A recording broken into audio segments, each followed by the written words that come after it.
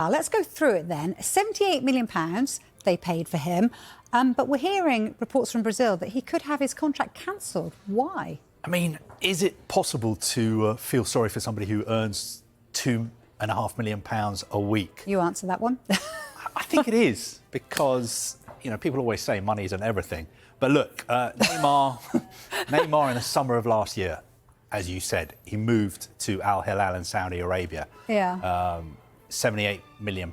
He was supposed to be the poster boy of Saudi football alongside Cristiano Ronaldo. But he has had an absolute nightmare in Saudi Arabia.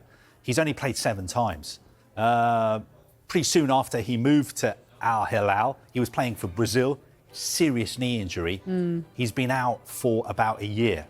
He came back a couple of weeks ago. Everything seemed to be going quite well. Then on Monday night, he was playing in an Asian Champions League game and he was injured again. Now, he took to social media. He said, oh, no, it's not a serious injury. I'm just a little bit tired. But yesterday, Al Hilal came out and said, actually, he has picked up a hamstring injury. So he's going to be out, I think, for around a month. So you have to say the move has not worked out at all for Al Hilal financially. I don't think they really need him because they've won the Saudi title. They're top of the league again. They are the best team in Saudi Arabia, but they've had to do it without Neymar, and they've had to do it while they've been paying Neymar this gargantuan salary. Now, it has led to reports in Brazil that all these constant injury problems mean that Al Hilal want to cut their losses. There's a transfer window coming up in January. He's out of contract at the end of the season. So there are journalists in Brazil who believe that Al Hilal will try and offload him in January. Now, the people we speak to in Saudi Arabia say that is not the case. Yeah, who would buy him? Would they have to buy him? How would that work? Well, nobody can afford him. No. Nobody can afford to pay his wages. Why would he leave when he's getting paid those wages, even when he's injured? I suppose Al Hilal could come to a financial agreement, an arrangement with him to give him a lump sum. But again, the people we're speaking to... It's rather a large lump, isn't it? Yeah, but you can get those kind of lump sums in Saudi Arabia. Okay. But the people we're speaking to in Saudi Arabia are saying those reports are not true. He's got a contract. He'll be staying at Al Hilal. Of course, we're disappointed that he's been injured so much, but that's just one of those things in football. Look, dare I say it, age is but a number, but he is 33 in February, which is, you know, older than 30 in football, and they're getting on a little bit. Can he ever get back to his best, do you think? Or was this the year that he was supposed to be, you know? I think it's difficult to see how he can get back to his best.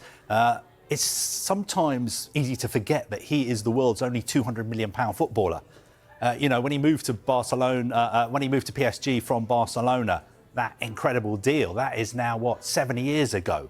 And he had a lot of injury problems at PSG. The move to PSG, even though he won so many trophies there, didn't really work out.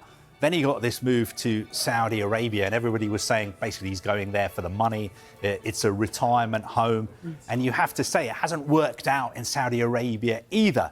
And you point out he's going to be 33 in February. I wish I was going to be 33 in February. Too. But you have to say in footballing terms, he is coming to the end of his career. And critics would say that by moving to Saudi Arabia, he was already kind of semi-retiring anyway. OK, well, what about this conspiracy theory? Because we love a conspiracy theory involving Neymar and Cristiano Ronaldo, who is a little bit older than him as well, but still looking good for it. I mean, we've got to be careful in this modern age when we deal with conspiracy theories, because they can take you down lots of rabbit hutches. But we're just talking about football, so we can talk about conspiracy theories. But Neymar is out of contract at the end of the season. Cristiano Ronaldo is out of contract at the end of the season. Yes. At the end of this season, we've got the Club World Cup, the first one ever. Lionel Messi is playing in it with Inter Miami, because FIFA have invited Inter Miami. But Al Nassr are not playing in the Club World Cup at the end of the season. So what is Cristiano Ronaldo thinking? Is he thinking, this is my last chance to play in the Club World Cup? I want to win the trophy. This is a new trophy I've never won. And my great rival, Lionel Messi, is playing in it. How can I get into this tournament? So potentially there are some conspiracy theories out there that he could move to Al Hilal, Goodness me. play for Al Hilal in the Club World Cup. Saudi Arabia would want to show off all their best players that they've got in their league. Would he still be there then? Would he... No, his contract runs out at the end of the season as well. And there's also this special transfer window in June, June the 1st and to June the 10th next year, that FIFA have said can be opened for clubs to buy players. So it looks like FIFA are, you know, opening the window for the possibility of that to happen.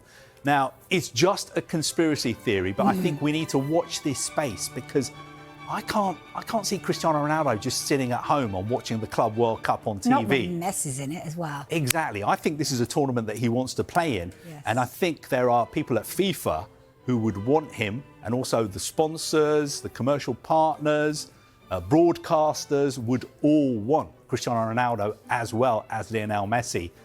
And Jude Bellingham and Kylian Mbappe, and Cole Palmer is going to be there as well. Don't forget him. Yeah. But Quite good. I think there is a possibility that somehow Cristiano Ronaldo finds a team who would sign him up to play in the tournament at the end of the season. Watch this.